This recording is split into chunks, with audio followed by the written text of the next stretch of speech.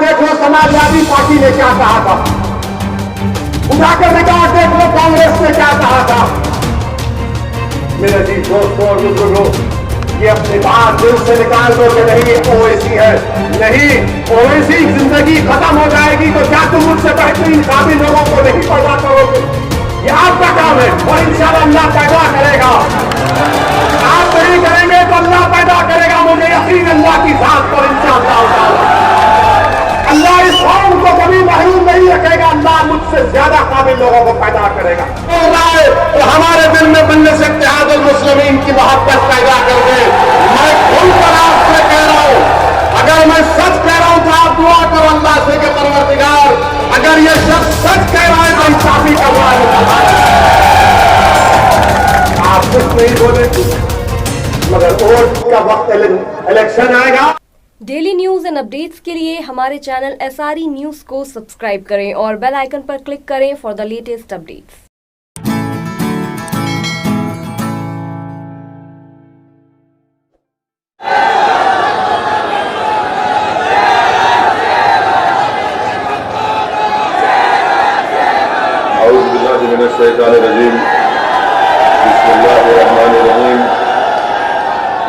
अस्सलामु अलैकुम वरहमतुल्लाहि वबरकातुहू। मोहतरम जनाब शौकत साहब, सदर उत्तर प्रदेश मजलिस इत्तेहादुल मुस्लिमीन, शहनशीन पर तशरीफ फरमा जिला सदर वसीम अहमद साहब,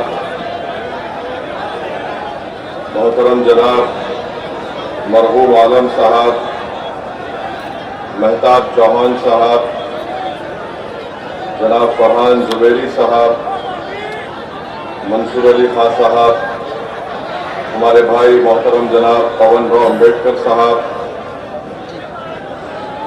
गुलाम साबिर साहब, इमरान साहब, मोअज़्ज़िज़ उलमाए किराम, मोअज़्ज़िज़ हाज़िरीन इकराम, बुजुर्गान मिल्लत, मेरे गयूर नौजवान साथियों, मैं आप तमाम का बेहद शुक्रगुजार हूं कि आपने अपना कीमती वक्त निकालकर आज के मजलिस इत्तेहादुल मुस्लिमीन के इस जलसे में शिरकत की। ये मेरे लिए बड़ी ही इज्जत की बात है कि मैं एक तारीखी मुकाम में यहाँ पर आकर आपके दरमियान में खड़े होकर मुझे कुछ कहने का मौका मिल रहा है। ये वो सरजमीन है जिसने इल्म की शमा को रोशन किया, ये वो सरजमीन है जहां से सारी दुनिया तक और सुबह क़यामत तक तौहीद का पैगाम आम होता रहेगा। ये वो सरजमीन है जहां से उलमाए किराम ने निकलकर जहालत का और शिरक का खात्मा किया। ये वो सरजमीन है मेरे अज़ीज़ान मिल्लत जहां से अंग्रेजों के खिलाफ बगावत का ऐलान किया गया था। ये वो सरजमीन है जहां से हमारे मोअज़्ज़िज़ उलमाए किराम ने अंग्रेजों को इस मुल्क से गुलामी से आजाद कराने के लिए अंग्रेजों के खिलाफ जिहाद का फतवा दिया। तो ये मेरे लिए बड़ी खुशकिस्मती है और मेरे लिए बड़ी अच्छी बात है कि मैं आज यहाँ पर आपके दरमियान में आया हूँ। मैं शुक्रगुजार हूँ उन तमाम जिम्मेदारों का जिन्होंने इस जलसे को कामयाब करने के लिए बड़ी मेहनत की, और आपका यहाँ पर मौजूद रहना इस बात का पैगाम देता है कि इंशाअल्लाह ताला उत्तर प्रदेश में मुसलमानों में एक नई तब्दीली पैदा हो चुकी है और इंशाअल्लाह ताला उत्तर प्रदेश में अब के बाद इंशाअल्लाह ताला मुसलमान अपनी एक सियासी क़यादत को बनाएंगे और मुसलमान मुत्तहिद होकर अपने वोट का इस्तेमाल मजलिस इत्तेहादुल मुस्लिमीन के हक में करेंगे। मेरे अजीज दोस्तों और बुजुर्गों, मैं आपसे ये गुजारिश करने आया हूं कि उत्तर प्रदेश की सियासत आप मुझसे अच्छा जानते हैं। पिछले 50-60 साल से मुसलमानों ने, उत्तर प्रदेश ने जरूर भारत की जमहूरियत को और उत्तर प्रदेश की जमहूरियत को मजबूत किया। हमारे बुजुर्गों ने भारत की जमहूरियत को मजबूत करने के लिए अपना खून पसीना बहाया। हमने अपने वोट का इस्तेमाल किया और हमने मुख्तलिफ सियासी पार्टियों को इख्तिदार से नवाजा। बरसों आपने कांग्रेस का साथ दिया, उसके बाद चौधरी चरण सिंह ने लोकदल बनाई, आपने उनका भी साथ दिया। फिर उसके बाद समाजवादी पार्टी और बहुजन समाज पार्टी को आपने वोट देकर कामयाब किया। मैं आपको बतलाने आया हूं, आपसे गुजारिश करने आया हूं कि मेरे अजीज दोस्तों और बुजुर्गों, अब की बार आपको अपनी क़यादत को, अपनी लीडरशिप को बनाना पड़ेगा, क्योंकि अगर आप उत्तर प्रदेश के हालात पर नजर डालेंगे तो भारत की जमहूरियत और उत्तर प्रदेश की जमहूरियत की एक तल्ख हकीकत है, और वो तल्ख हकीकत ये है कि जिस समाज, जिस बरादरी के पास उसकी सियासी ताकत होगी, उसकी लीडरशिप होगी या उसकी क़यादत होगी, उसी समाज के मसाइल को, तकालीफ को सुना जाता है। जिस समाज के पास सियासी लीडरशिप होती है, उस समाज अपने लिए इंसाफ करा सकती है। वो समाज अपने हक का मुतालबा नहीं करता, बल्कि अपने हुकूक को हासिल कर लेता है। मेरे आने का मकसद उत्तर प्रदेश को सिर्फ यही है कि मैं हजारों किलोमीटर दूर से अगर यहां पर आ रहा हूं तो अल्लाह सुब्हाना व तआला मेरे दिल का हाल जानता है। मैं अपनी मकबूलियत के लिए या अपनी अना की तस्कीन के लिए नहीं आया हूं। मैं यहां पर इसलिए आया हूं ताकि मैं कुछ जो जिंदगी का मुख्तसर सा वक्त अल्लाह ने हम तमाम को दिया है, मैं अपनी जिंदगी के वक्त को उत्तर प्रदेश बल्कि पूरे मुल्क में मुसलमानों की सियासी क़यादत को बनाने में अपना वक्त लगा रहा हूं। मुझे आप लोगों की दुआओं की जरूरत है, मुझे आप लोगों की दुआओं की जरूरत है। अगर कोई असदुद्दीन ओवैसी से इत्तेफाक नहीं रखता, अगर कोई असदुद्दीन ओवैसी से नफरत भी करता है, तो मैं उन नफरत करने वालों से जो मुझसे इत्तेफाक नहीं रखते, मैं उनसे भी अपील कर रहा हूं कि मैं मुसलमानों का लीडर नहीं हूं, ना मेरी कोई ख्वाहिश है मुसलमानों का लीडर बनने का।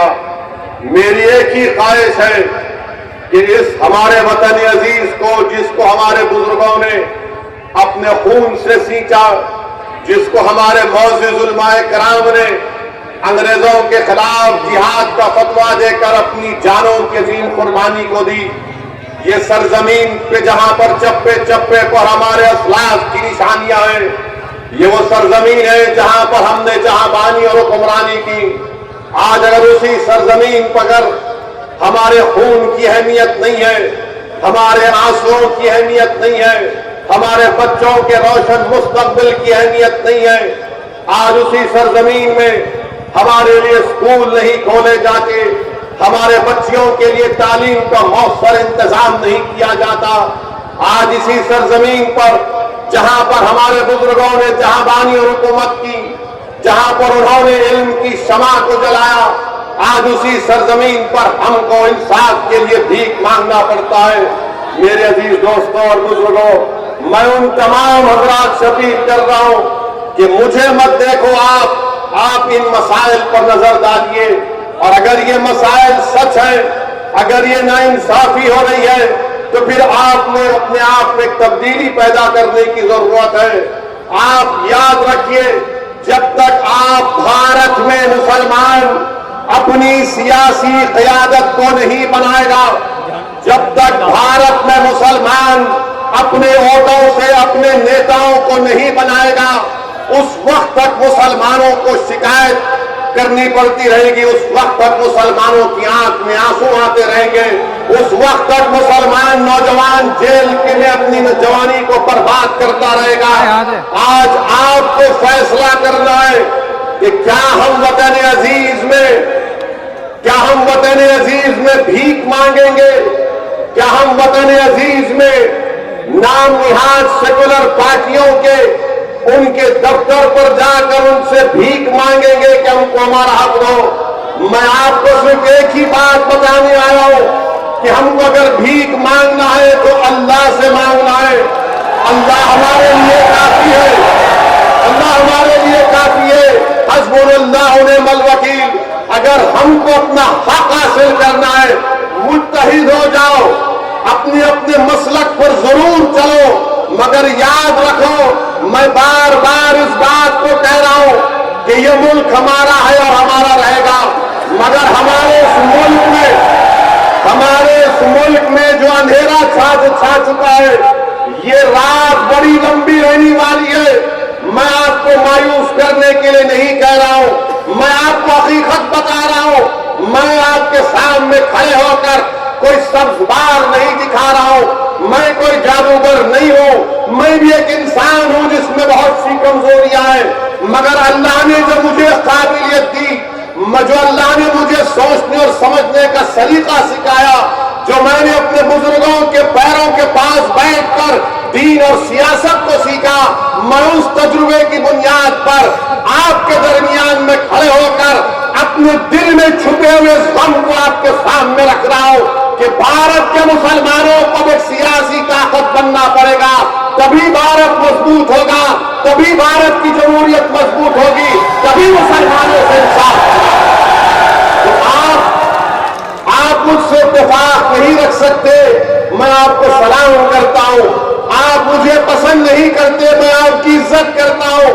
इस कौम के सामने, भारत के मुसलमानों के सामने असदुद्दीन अवैसी की कोई अहमियत नहीं है, मगर मैं जो कुछ कह रहा हूं, जो कुछ मेरी दीवानगी अपनी जबान से आपके सामने कह रही है, इस दीवाने की चंद बातों पर गौर कर लो, इस दीवाने की चंद बातों पर गौर करो ठंडे दिल से, और अल्लाह से दुआ करो, और अल्लाह से दुआ करो कि परवरदिगार, अगर ये शख्स सचमुच हमारे दिल में उसकी मोहब्बत डाल, उस जमात को तुम मजबूत कर दे, सारे मिल्लत के मुसलमानों की इसको सियासी जमात बनाकर रख दे।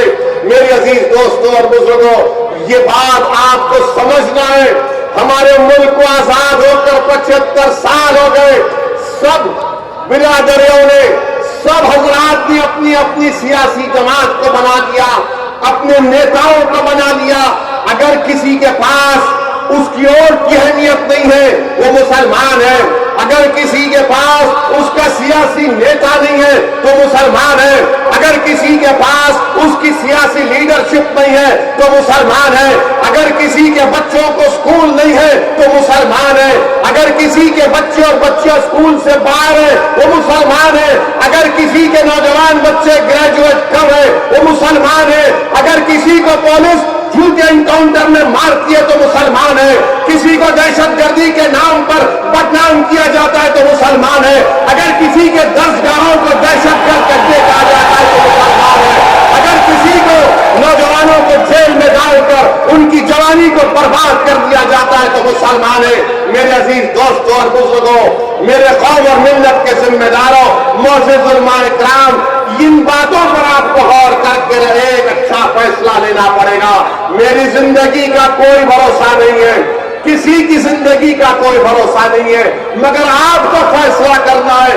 जब आप उत्तर प्रदेश के इलेक्शन में, विधानसभा के चुनाव में वोट डालने जाएंगे तो इन चीजों पर गौर करिए, इन मुतालबात पर, इन इशूज पर, इन मसाइल पर गौर करके अपने वोट का इस्तेमाल करिए।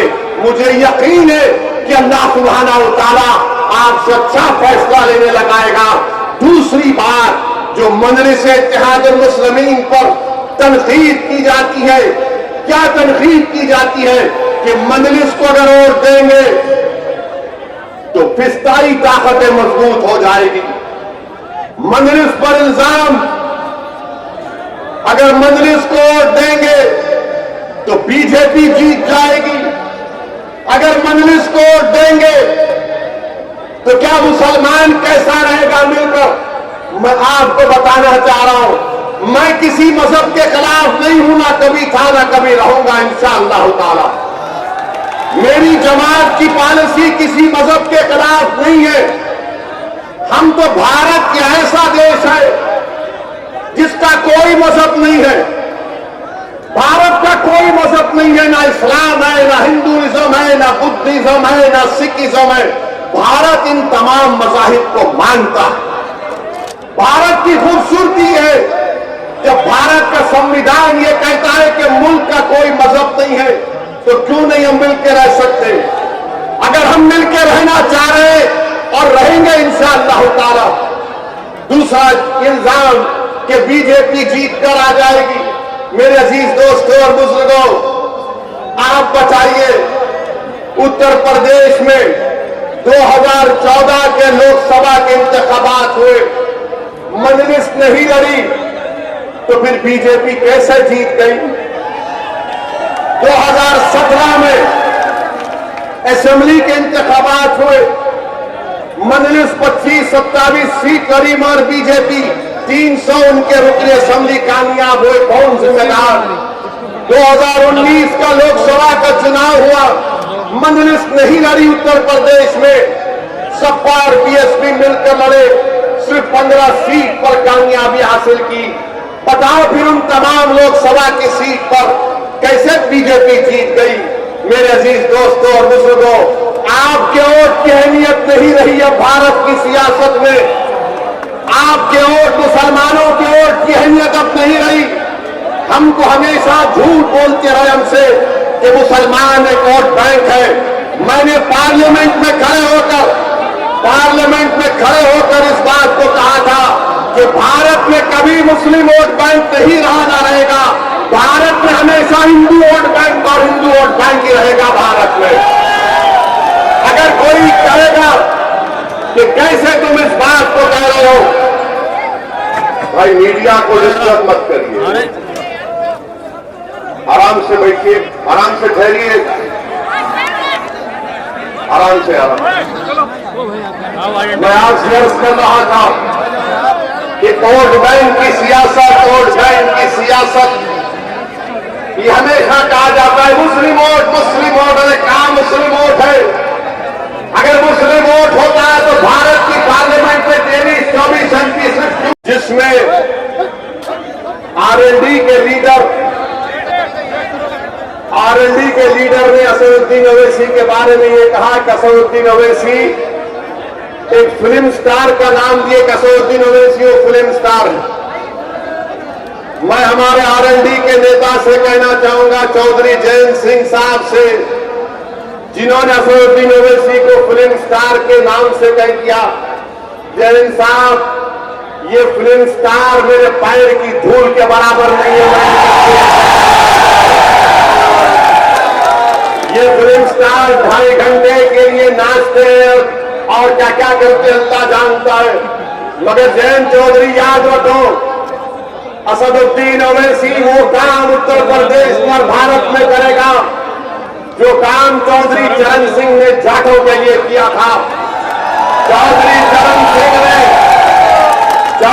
चरण सिंह ने उत्तर प्रदेश के जाटों को एक सियासी ताकत बनाया। मैं तुमसे वादा कर रहा हूं इंशाअल्लाह ताला, अल्लाह मुझे जब तक जिंदा रखेगा, मैं उत्तर प्रदेश और भारत के मुसलमानों को एक सियासी क़यादत बनाकर इंशाअल्लाह, ये हमारा मकसद है, ये हमारा मकसद है। और ये लोग क्या समझते हैं कि असदुद्दीन ओवैसी के भाषण को सुनने लोग आते हैं और वो भाषण को सुनकर वोट में तब्दील नहीं होता। मैं आज आपसे एक सवाल करूंगा कि आने वाले विधानसभा में जितने लोग आए अपने दिल पर हाथ रखकर सच्चाई से बताइए, क्या आप मजलिस के पतन के निशान पर वोट देंगे नहीं देंगे? आप मजलिस का साथ देंगे? क्या आप पतन को वोट देंगे? इंशाअल्लाह ताला। सुन लो बोलने वालों, आज तुम देखो एक तब्दीली उत्तर प्रदेश में पैदा हो चुकी है। उत्तर प्रदेश में मुसलमान अपनी सियासी क़यादत को बनाएगा। मेरे और फिर चौथी बात कि हम पर इल्जाम लगाया जाता है बीजेपी की तरफ से, समाजवादी की तरफ से, बीएसपी की तरफ से। मेरे अजीज दोस्तों और बुजुर्गों, समाजवादी पार्टी के नेता अखिलेश यादव भी सहारनपुर को आए थे ना सहारनपुर को। ईमानदारी से एक सवाल का जवाब दे दीजिए, क्या अखिलेश यादव के मंच पर, डाइस पर आपने कोई मुस्लिम नेता को देखा? क्या आपने अखिलेश यादव के मंच पर कोई मुस्लिम नेता को देखा सहारनपुर में? मैं बता रहा हूं मुस्लिम नेता कहां पर बैठे थे। मेरे पास फोटो है मुस्लिम नेता, उनकी मैं जानना नहीं चाहता। वो मुस्लिम नेता किसी दूर एक खेत में दरी बिछाकर बैठे थे। समाजवादी पार्टी के सरबराह अखिलेश यादव सहारनपुर को आते हैं और उनके मंच पर मुसलमान नहीं बैठता। उनका नेता किसी दूर खेत में एक पेड़ के साए में दरी बिछाकर फंदियां खाकर बैठा था। ये नेताजी जब भैया जी जाएंगे हाईवे पे गाड़ी रोक कर नमस्ते कर लेंगे। आप बताइए, जो अपने मंच पर मुसलमानों को नहीं बिठाता, तो अब कल समाजवादी पार्टी के लोग बोलेंगे नहीं नहीं। कल आजमगढ़ में अखिलेश यादव ने एक मुस्लिम नेता को बिठाया था, तो हाँ बिठाया था। 80 साल का एक एमएलए आजमगढ़ का, किस पर बिठाया मंच पर?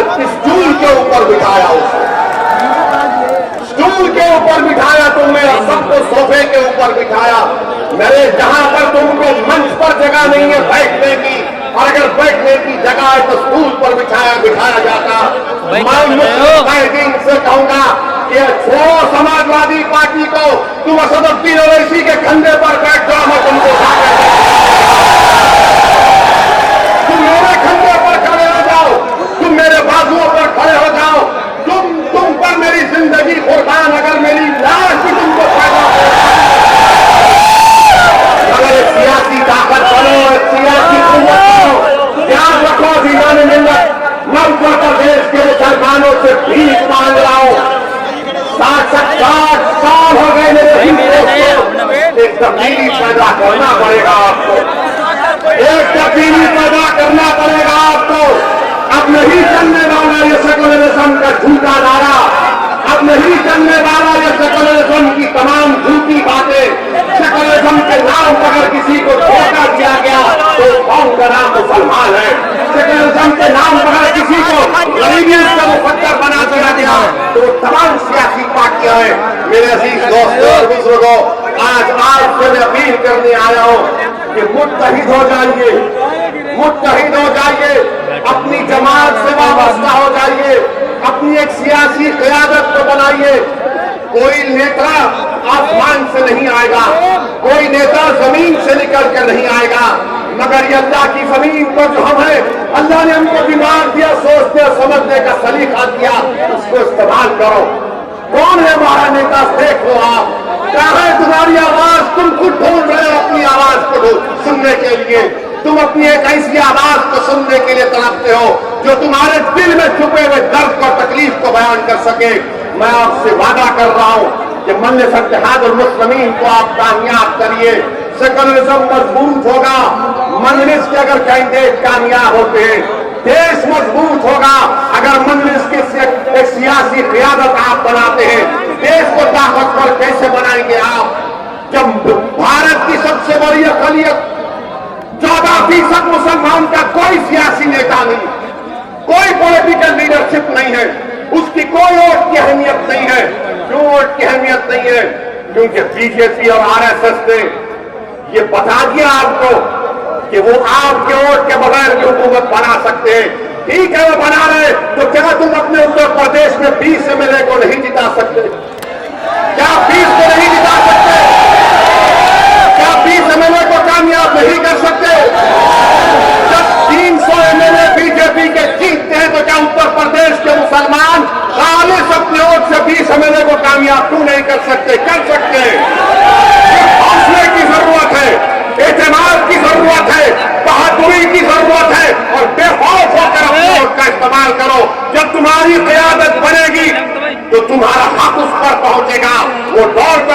हमारे दरमियान में आकर खड़ा हो जाएगा।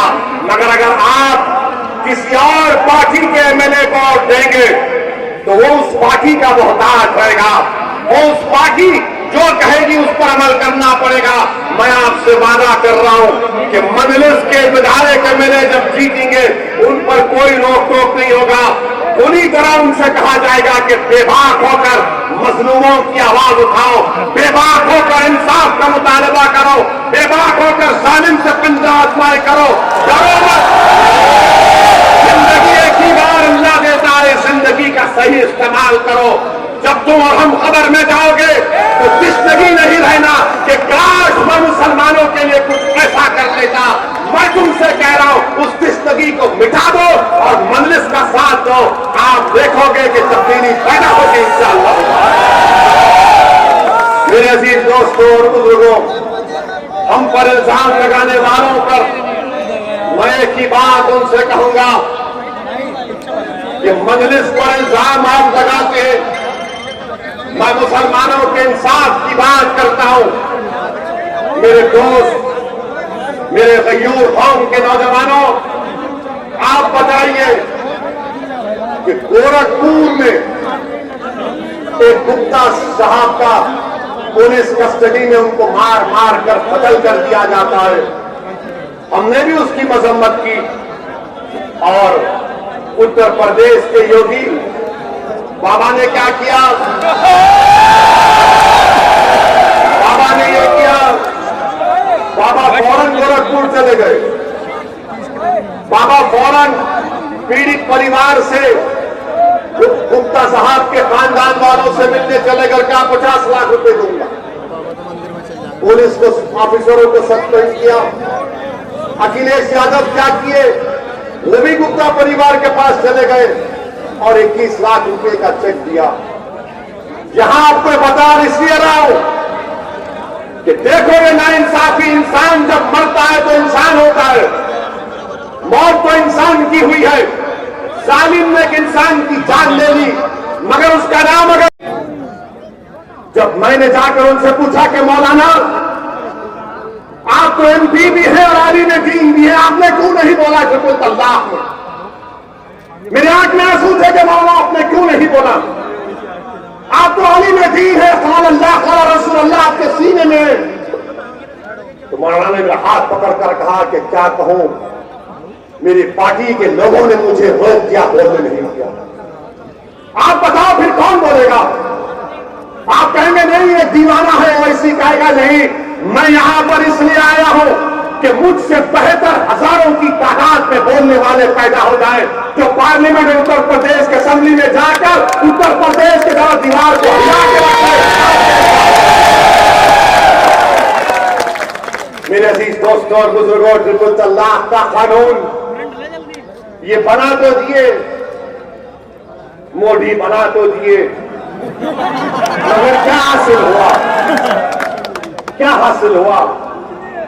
मैंने उस वक्त भी कहा था देश में अगर कानून बनाना है महिलाओं के लिए, खवातीन के लिए, वो कानून बनाइए जो शख्स शादी को करता है मगर बीवी उसके घर में नहीं रहे, जो शख्स शादी को करता है मगर बीवी को भगा देता है। मैंने पार्लियामेंट में उठकर कहा था कि तुम आज ये जो, मगर इस पर भी अब शाम में 6 बजे से ये मीडिया वाले हमारा निकाह शुरू कर देंगे कि इनके बारे में ऐसा कह दिया। मैं तो कहा कि चाय बनाने में मदद मिल सकती है, बगैर दूध की पीता हूं अच्छा लगता है। हमारे घर में खाली चाय मिलती है, बाकी सब हमको करना पड़ता, क्योंकि हमारे पास मामला यह है कि ज्यादा हम बोलते हैं तो घर में हमारी जबान नहीं चलती, हमारा इख्तियार सिर्फ चाय पर रुक जाता। मगर वो ये बेचारे तो उससे भी महरूम है। ट्रिपल तलाक का कानून 3 मरतबा आया। क्या कहा दूसरे पार्टियों ने?